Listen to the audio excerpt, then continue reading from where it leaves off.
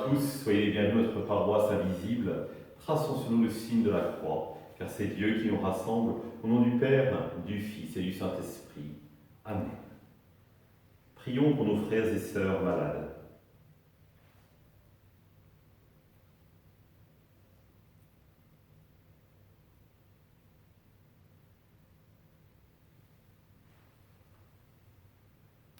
Prions pour les soignants et tous ceux qui œuvrent pour le bien commun.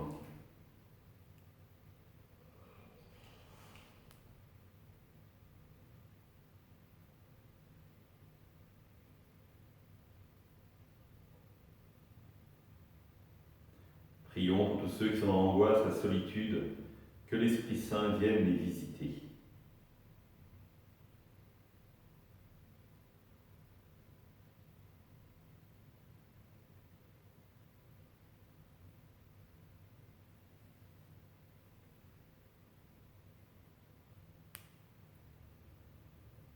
Pour manifester notre communion, je vais maintenant allumer cette bougie au cierge pascal.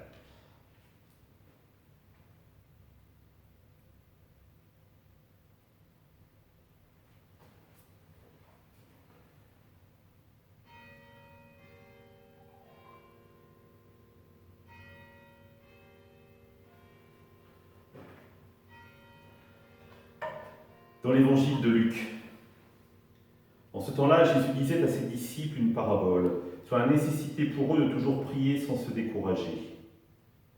Il y avait dans une ville un juge qui ne craignait pas Dieu et ne respectait pas les hommes. Dans cette même ville, il y avait une veuve qui venait lui demander « Rends-moi justice contre mon adversaire ». Longtemps, il refusa, puis il se dit « Même si je ne crains pas Dieu et ne respecte personne, comme cette veuve commence à m'ennuyer, je vais lui rendre justice. Pour qu'elle ne vienne plus sans cesse m'assommer. » Le Seigneur ajouta, « Écoutez bien ce que dit ce juge dépourvu de justice.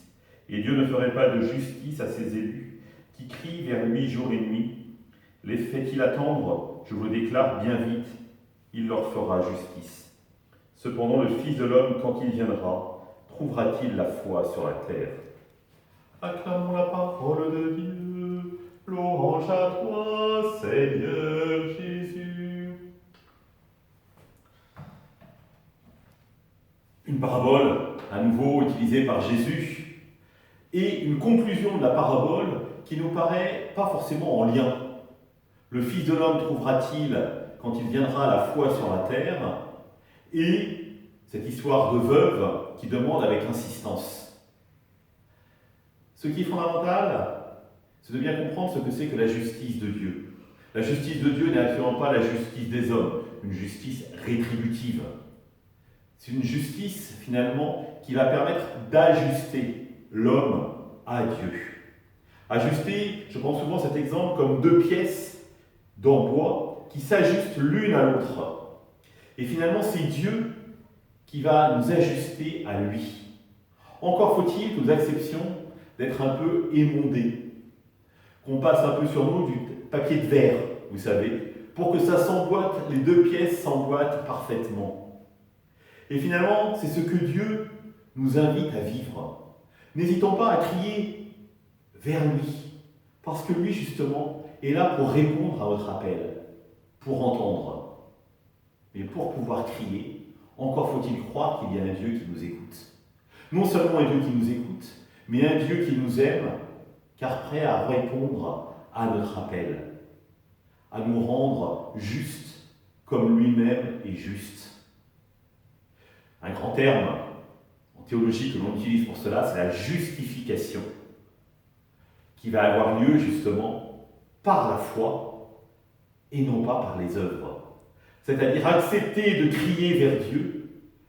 Dieu va nous répondre et nous permettre en répondant finalement de tourner vers nos frères et de faire les œuvres de Dieu. Et donc, vous voyez toujours ce cheminement, tout vient de Dieu, nous l'accueillons et nous lui répondons, entre autres, à travers nos frères et sœurs que nous sommes invités à servir et à aimer. Alors oui, soyons comme cette veuve, devant le juge, devant Dieu. Non pas parce que nous n'avons pas un juge inique qui se moque de la justice, mais au contraire, un juge qui veut notre bonheur, qui veut que nous soyons ajustés à lui, sachant qu'en étant ajustés à lui, nous serons parfaitement ajustés aux autres. Ensemble, nous le prions. Notre Père, qui es aux cieux, que ton nom soit sanctifié, que ton règne vienne, que ta volonté soit faite sur la terre comme au ciel.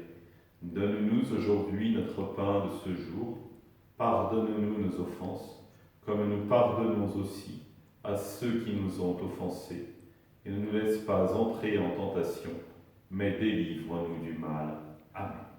Que le Seigneur nous bénisse, il nous accompagne notre journée, nous garde dans la paix. Au nom du Père, du Fils et du Saint-Esprit. Amen.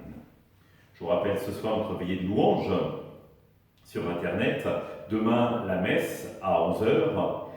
Et mardi, nous commençons les temps d'adoration à Grandchamp, mardi de 9h à 10h. Et mercredi de 15h à 16h. Sachant que le vendredi, nous étalerons les heures d'adoration de 17h à 19h à la chapelle. Vous pourrez bien sûr à cette occasion vivre le sacrement de réconciliation si vous le souhaitez. À bientôt!